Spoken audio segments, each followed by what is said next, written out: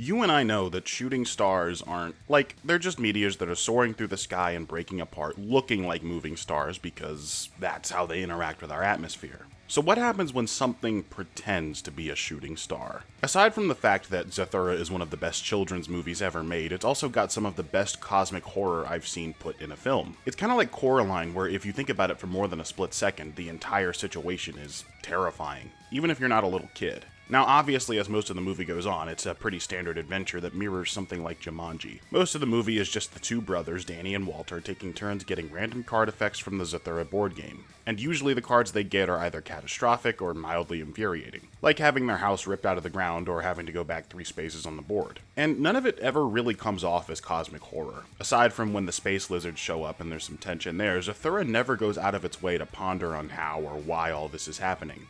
I mean, the kids found the game in the basement of their father's house, and it doesn't even seem like he's played it. But the moment you start asking questions is when things get truly terrifying in a cosmic sense. First of all, the game itself. Kind of like Jumanji, the game of Zathura can go different ways depending on your luck or how you play, at least that's implied. But it is a video game with space theming, so some things are probably going to happen either way. Like the Zorgons showing up and things like that. No matter what happens, you're going to end up in space somehow. But the movie starts off with the children stuck out near Saturn, at least it looks like Saturn, which is in our solar system. And the game is themed like you're supposed to be traveling somewhere. So eventually the kids end up running into Zorgons and getting caught near a star and rescuing a stranded astronaut. And again, these are all things that have terrifying implications. First of all, we're told at some point that the Zorgons have an infatuation with burning anything they can get their hands on and eating meat, to the point that they burned up their own planet. This is fine and makes sense, we'll revisit this idea later. What about the nearby star? If we're traveling far enough from Saturn to a nearby star, then the house that the children are trapped in is moving at speeds faster than cosmically possible from our understanding of physics. The electricity and water still work, the gas still works, the temperature is normal, there's gravity, and the kids are still able to breathe. Unsettling maybe, but not quite terrifying. We'll revisit this in a moment.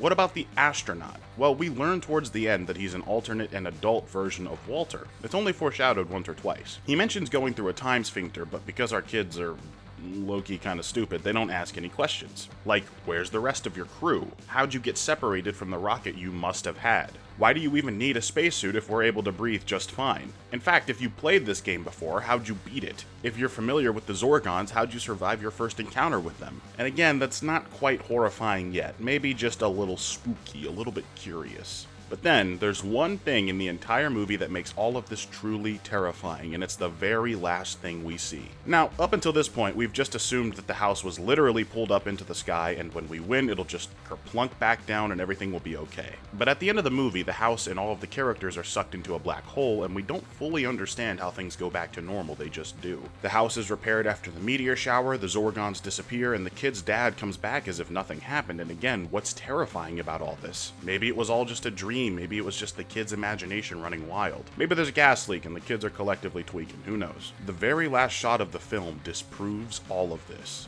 Just watch. When I was a little boy, the devil called.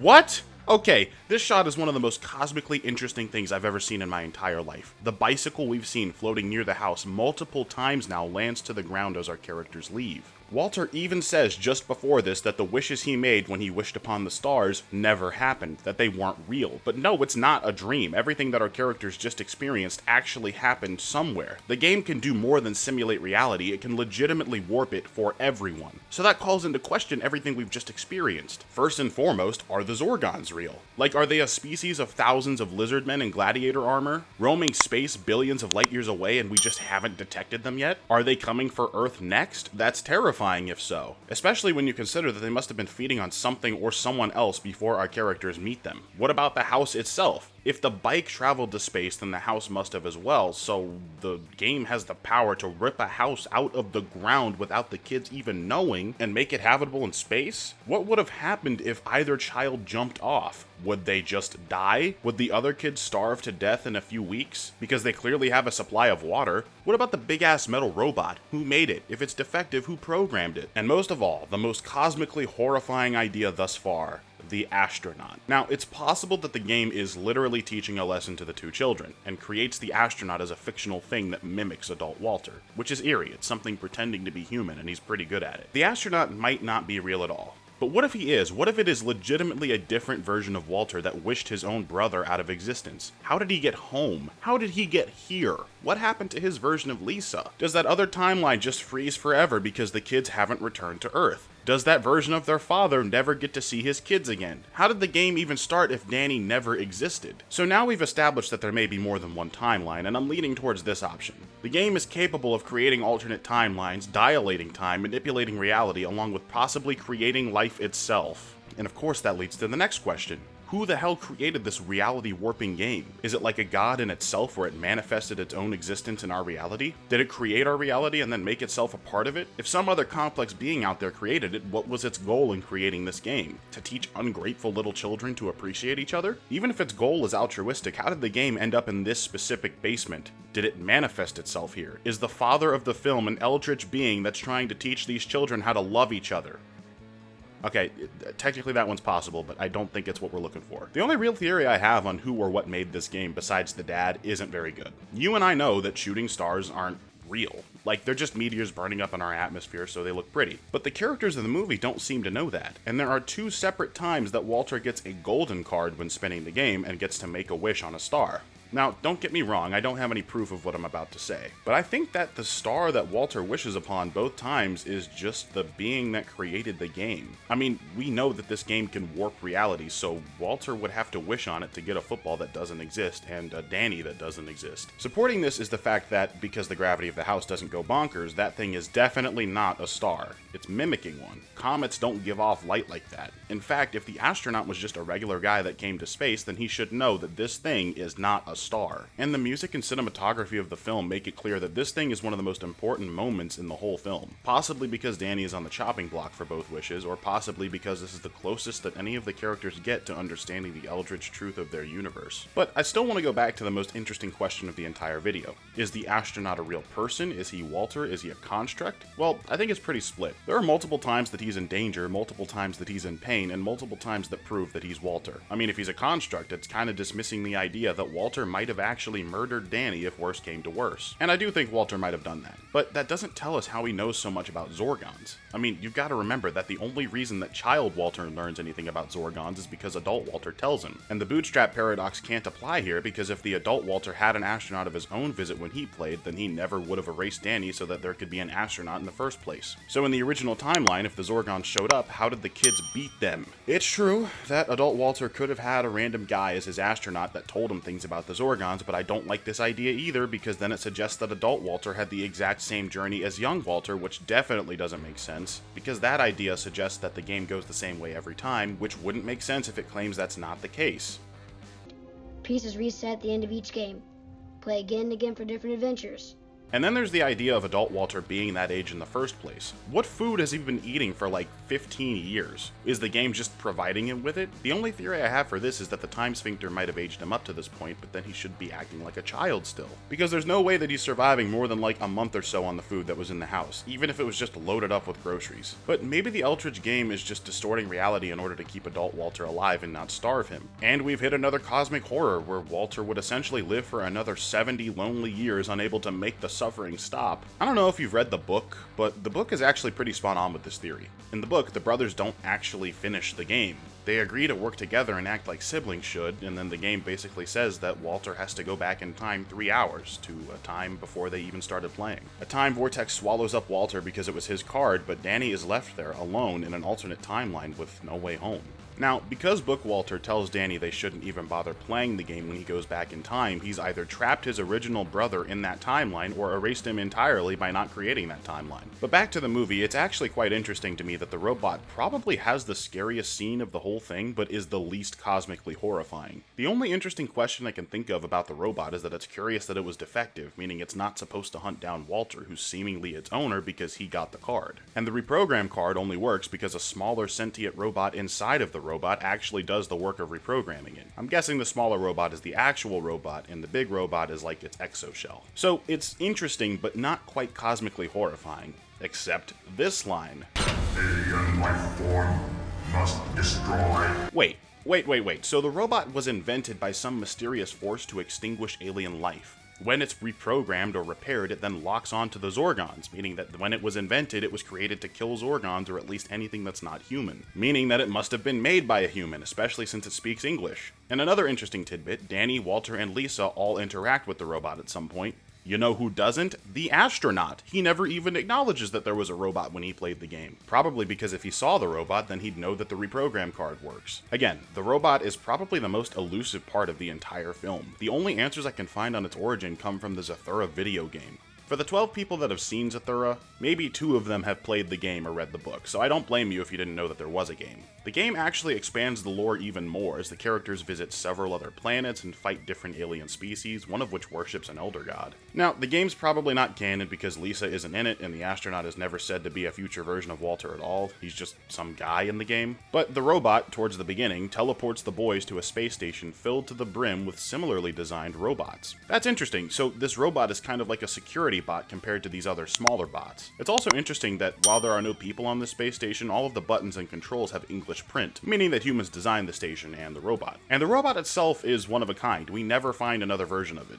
meaning it's kind of the top dog of all the bots. This is also a little tidbit, but the astronaut in the game is also on an abandoned space station that we find, and we still hear nothing about his past or his crew, so that's interesting. It's also funny because he just gets sucked into a black hole and that's the end of the story. But back to the film again, we've got to revisit what created this board game. Now, I'm a fan of the theory that it either manifested itself or some kind of being uses it to interact with our reality. However, it must also be acknowledged that someone could have created the game in general. Maybe it was a regular board game that the father played as a kid and it was cursed, or maybe it was created by some mad scientist like the remote in that one Goosebumps episode. The only other piece of evidence I have for the theory that a person made it is that there's more than one. Now, it's never confirmed if there's more than a single Zathura board game outside of it possibly existing in other timelines, but we do know from the book that Zathura and Jumanji and their respective board games do exist in the same universe, so that means that either the same cosmological being created both or the same human created both. Or maybe there's separate eldritch deities that have different methods of accomplishing their goals. And again, I've got zero clue what those goals could be. The reason I like the human theories less is that 1, it's obviously less cosmically interesting, and 2, this doesn't feel like a universe where a normal human could make those things happen.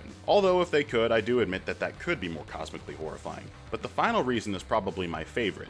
The game will defend itself. You heard me right, the game will go out of its way to avoid harm and will resist its own cards and physics in order to preserve its safety. The main time that it does this is when none of the asteroids hit it in the beginning of the film. But also at the very end of the film, the game literally resists the pull of a black hole when other significantly heavier characters are sucked into it. It doesn't do this when going past the random star earlier, only when there's a black hole. In fact, Danny and Walter are both holding on to the game in order not to be pulled away. And the only reason that Walter is because he loses his grip, not because the game is pulled away. So in my headcanon that I can't prove, the shooting star that Walter wishes on twice is the same being that created the game. And while I acknowledge the black hole itself, called Zathura, could be the true culprit, especially with that wicked creepy sound that comes from it, the cinematography of the film points me to the shooting star thing, and its true form and goals are beyond human understanding. I also like the idea that the astronaut is mesmerized by the shooting star because he knows that it's pretending to be one, or because he recognizes it from his timeline. Speaking of the astronaut, I'm pretty split on whether or not he's a construct. I like the idea of him truly being a version of Walter where everything went wrong, but there are so many logical inconsistencies with his story that I'm not sure I can conclusively say that he's really Walter, especially when you pay attention to how much he changes our timeline. I mean, it doesn't feel like he tries that hard to change the outcome until the wish rolls around, even if he sticks up for Danny here and there. I just feel like he should be trying way harder to fix what happened if he's been thinking about it all this time. It's interesting to consider that the game may be keeping him from telling the kids that he's future Walter, as I can't think of another reason he wouldn't have revealed that earlier. It's also interesting to consider where his suit and jetpack came from and how he uses them, but if he's not, then it implies that either the game gave them to him or he made it home somehow and became an astronaut later on.